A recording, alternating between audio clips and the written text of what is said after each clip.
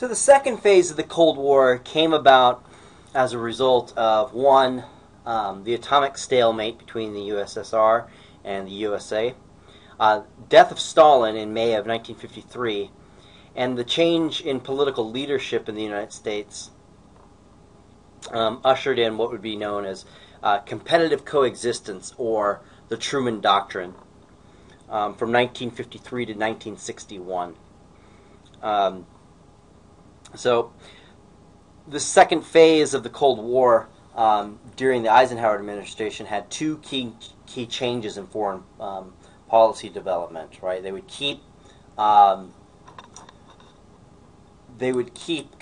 policy of containment going, but they would have two kind of amendments to containment. So the two changes would be the nuclear arms race, or MAD, mutually assured destruction, and then covert action.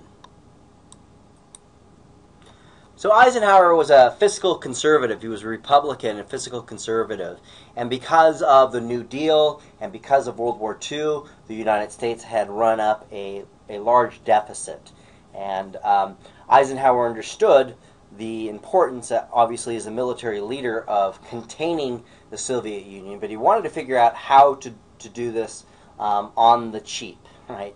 To do it in a way that was efficient and yet still formidable.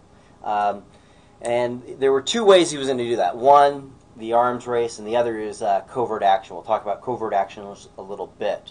But John Foster Dulles, who was Eisenhower's Secretary of State, devised the policy of massive retaliation, or brinkmanship, or sometimes referred to as MAD, mutually assured destruction. That is, both sides had enough weapons to destroy each other mutually.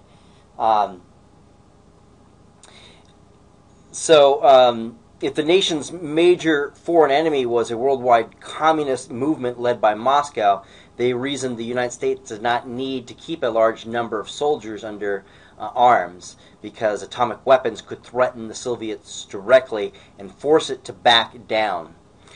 To accomplish this goal, Eisenhower administration expanded its commitment to develop the hydrogen bomb, which they tested in the atmosphere between 1954 and 1958. They tested this out in the atmosphere. This did little to improve the nation's security, however, as the Soviets matched the United States weapon for weapon in an escalating arms race. So the United States thought at that time. Actually, now that we've looked back on it through declassified documents, it turns out that the United States all along had a overwhelmingly superior nuclear arsenal compared to the Soviet Union. But at the time, American policymakers believed that they were in parity with each other. While the Soviet Union viewed the Eisenhower-Dulles policies of anti-communist alliance and massive deterrence as inherently hostile, Eisenhower continued to work toward a negotiated arms limitation, however. With new long-range ballistic missiles being perfected, it was only a matter of time before Russia and the United States would be capable of destroying each other completely. Peace, as Winston Churchill noted, now depended on a balance of terror. But this period under Eisenhower is a very interesting period. It's estimated, though, that from 1953 to 1961, nuclear warheads went from 1,000 to 18,000 in number, just in the United States alone.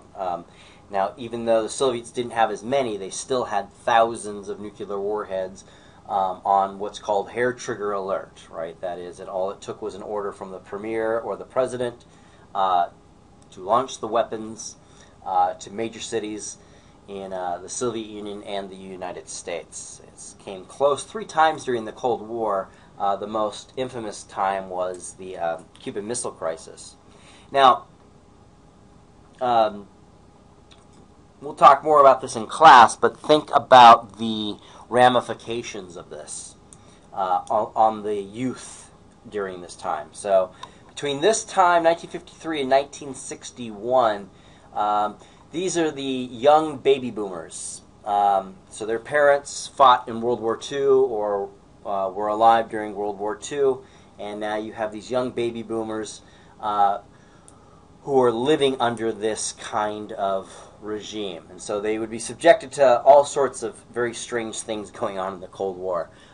One of them was duck and cover, and so there would be lots of propaganda cartoons that kids would be subjected to see. Let's just watch one of them real quick. There was a turtle by the name of Bert, and the turtle was very alert. When danger threatened him, he never got hurt. He knew just what to do. He ducked and cover, ducked and cover. He did what we all must learn to do. You and you And you and you, duck and cover. Be sure and remember what Bert the Turtle just did, friends, because every one of us must remember to do the same thing. That's what this film is all about. Duck and cover. This is an official civil defense film produced in cooperation with the Federal Civil Defense Administration and in consultation with the Safety Commission of the National Education Association. Produced by Archer Productions, Incorporated. Hey, Bert, come on out and meet all these nice people, please. Oh, all right. We really can't blame you. You see, Bert is a very, very careful fellow. When there's danger, this is the way he keeps from being hurt. Sometimes it even saves his life. That's why these children are practicing to duck and cover just as you do in your school. We all know the atomic bomb is very dangerous. Since it may be used against us, we must get ready for it, just as we are ready for many other dangers that are around us all the time. Fire is a danger. And we'll just leave it at that. It goes on and gets a little bit even weirder. So you can check those propaganda films out yourself. But yeah, kids used to get under desks in the event that a nuclear bomb might go off, right? Now, just kind of keep that in mind about who these kids were in the early 50s, all the way up to the early 60s. These would become later the anti-war protesters, the hippies, and the civil rights workers, right? There's a lot to be said about what they must have been experiencing as children under those desks. Now, at first, when you're, in first, second, third grade, it's kind of fun. You're under there with your friends. You don't have to, you're giggling and laughing. You don't have to do your spelling or your multiplication tables. But students were subjected to these drills, duck and cover, all through middle school and high school. Now, by the time you get to middle school and high school, you can start kind of putting the pieces together and start realizing the obvious, that desk isn't going to do anything for you. So this is going to lead to, not this in itself, duck and cover, there's a host of other things, but that generation is going to lead to a deep questioning of what's been happening during their lives, and radically questioning all of Western civilization. And so you're going to begin to see a retaliation against this kind of never again generation as charged by Roosevelt after the bombing of Pearl Harbor to what are we, the baby boom generation asking, what are we actually doing? And duck and cover is a piece of that large mosaic of why there was such energy of countercultural dynamics going on in the late 60s, early 70s. The next phase is going to be covert action.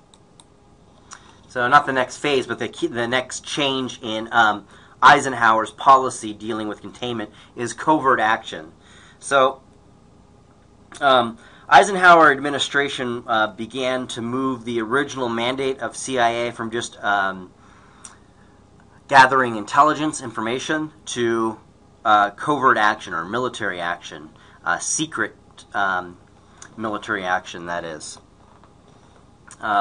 And this is going to usher in a phase of the Cold War that's particularly malicious and a little bit uncomfortable to understand, because it flies in the face of a lot of American rhetoric and our ideals as far as self-determination for nations and democracy and whatnot.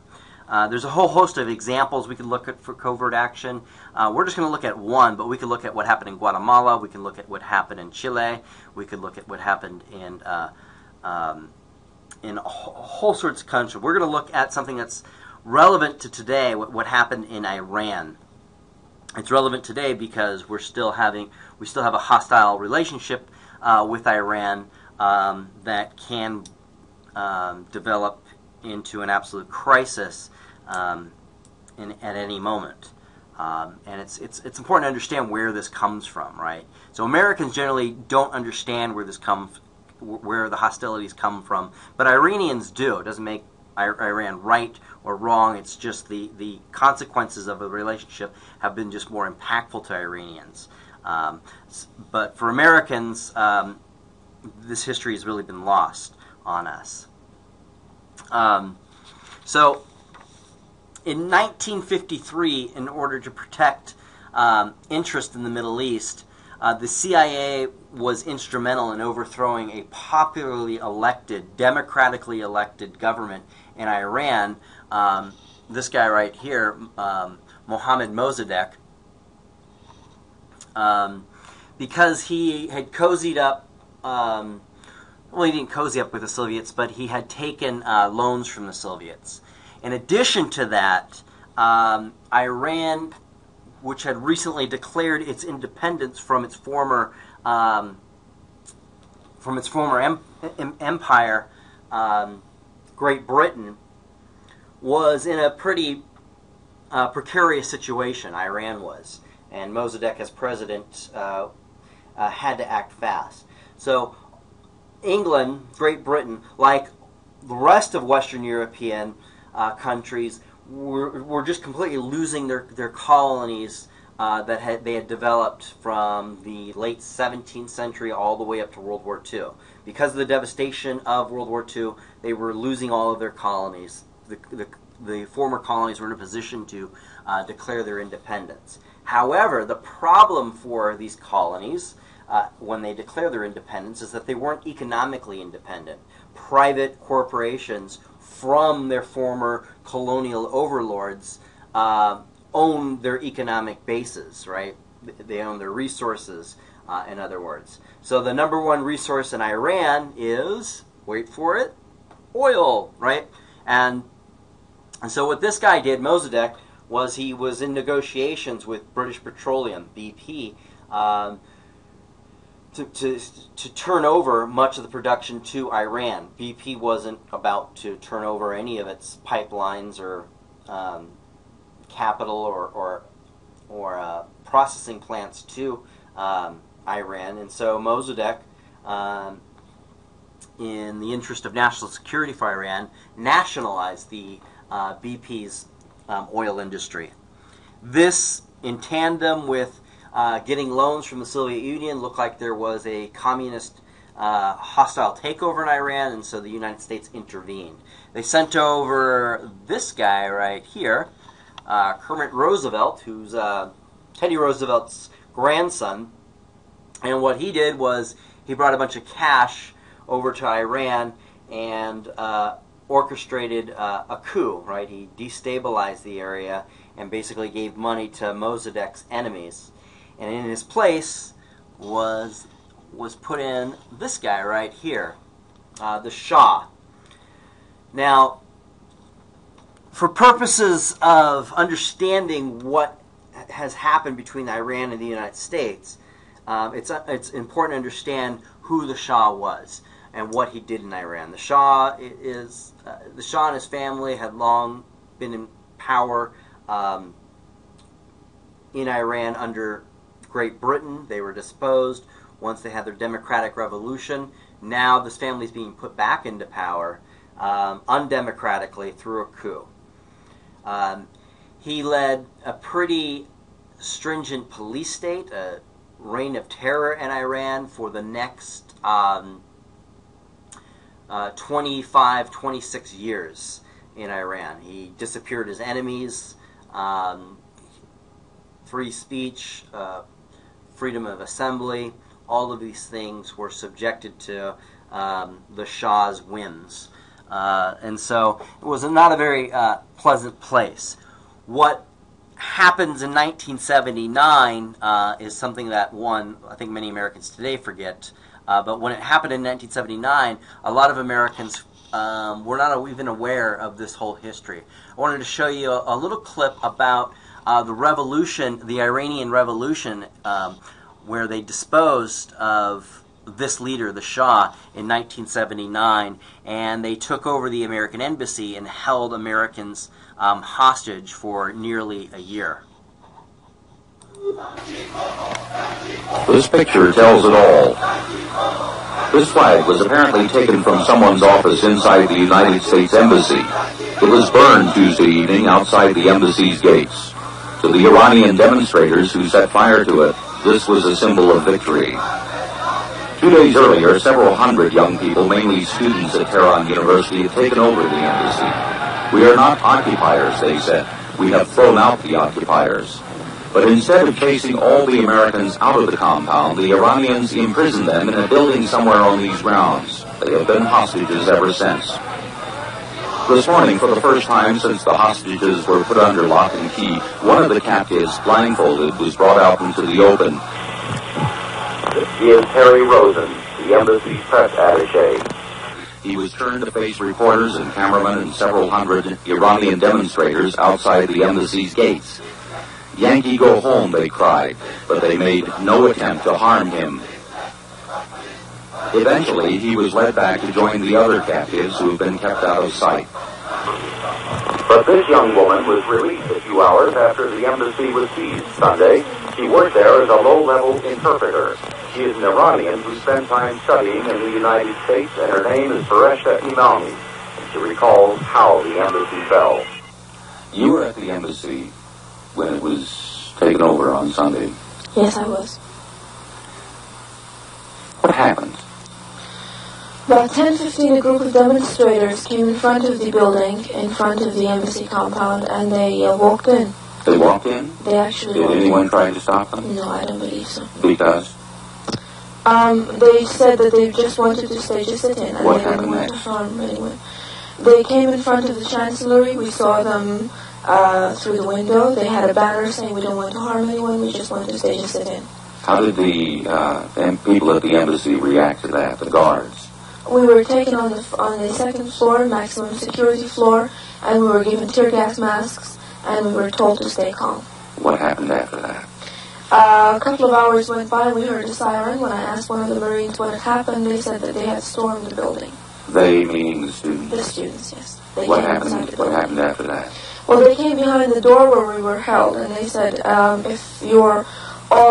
if you all get out, and if you don't resist, we will not harm anyone, and we just want to stay, just sit in, and we just want to ask a couple of questions. So they came in, the Marines opened the door, and they came in, and they took all of us, blindfolded us, tied our hands behind our backs, and they took us. Did any of you try to resist? No, none of us. Were any shots fired during the takeover? No, just tear gas canisters. Were any of the students armed? No, none of them were armed. A couple of them had sticks. Were there any fights? No scuffles, no fights. No scuffles between the U.S. Embassy personnel? No, everything was calm. It was another small victory for the activists who are fully backed by their country's supreme ruler, the Ayatollah Khomeini. It seems the Iranian students have the initiative. The next move is evidently up to the United States. Ever since the Shah fled the country last January, there has been a persistent belief in many quarters here in Iran that the United States government was not only in deep sympathy with the deposed ruler and his family, but plotting to restore him to power here, to bring back the Pahlavi dynasty of the imperial court. America's investment here was considerable before the Shah's downfall, billions of dollars spent, much of it for defense. Iran's Army and Air Force, equipped with the latest sophisticated military hardware, including Phoenix missiles and F-14s, was considered vital to Western security. Iran is bordered in the north by the Soviet Union, and American monitoring stations were deployed along the frontier. Despite the embassy takeover, with relations between the two countries never worse than now, Iran's oil pipelines to the U.S. are still open. For how long is for the Ayatollah to say. His followers today at the U.S. Embassy held another news conference, this time to release copies of what the Iranian activists claim are secret United States government documents. If they are genuine, and they look genuine, it would seem that the State Department was deeply worried that Iranians might misinterpret the Shah's admittance to the United States as a move towards restoring him to the peacock throne. This communique, dated last August, says every attempt should be made by embassy officials here in Tehran to convince Iranians that the State Department was resisting efforts to allow the Shah into America, and says we should make no move towards admitting the Shah until we have obtained and tested a new and substantially more effective guard force for the embassy. Bob Dyke, ABC News, Tehran. The United States is in this fix because the former Shah of Iran is suffering from cancer and is receiving needed treatment in this country. But that explanation, that justification for his presence here, is not accepted by the Iranians, who have always suspected the United States was the Shah's ultimate destination. Here's a report from Barry Dunsmore. So we'll leave it at that, but basically Iranians, this new leadership that was developing, the Iranians in Iran was worried that the United States was going to try to reimpose the Shah or someone sympathetic to the Shah. The Iranian leadership under the revolution wanted him extradited back to Iran to presumably stand trial for what they perceived to be his crimes. Because he was sick, the Carter administration said they weren't going to extradite him, but Iranians were very dubious of that claim. And so this is all happening in 1979. I'm just pointing this out because it relates directly back to what happened in 1953 with the coup of Mossadegh here. And so this concept is called blowback, right? There was kind of unintended consequences for something that was kept secret from the American people. So when you have all of these riots and this revolutionary fervor going on in Iran and the taking of hostages, of American hostages for almost a year, which completely destroyed the Carter administration. Carter was a one-term president, and this was going on every day. This was being reported, and so there was no way he was going to win a second term. Americans had no idea where this came from, right? It came from this guy being overthrown democratically. People in Iran were pretty upset about that, and they were also upset because they highly suspected that this man was highly supported by the United States, and indeed he was. So that's phase 2 of the Cold War. We're gonna look at phase 3 in the next clip. See you there.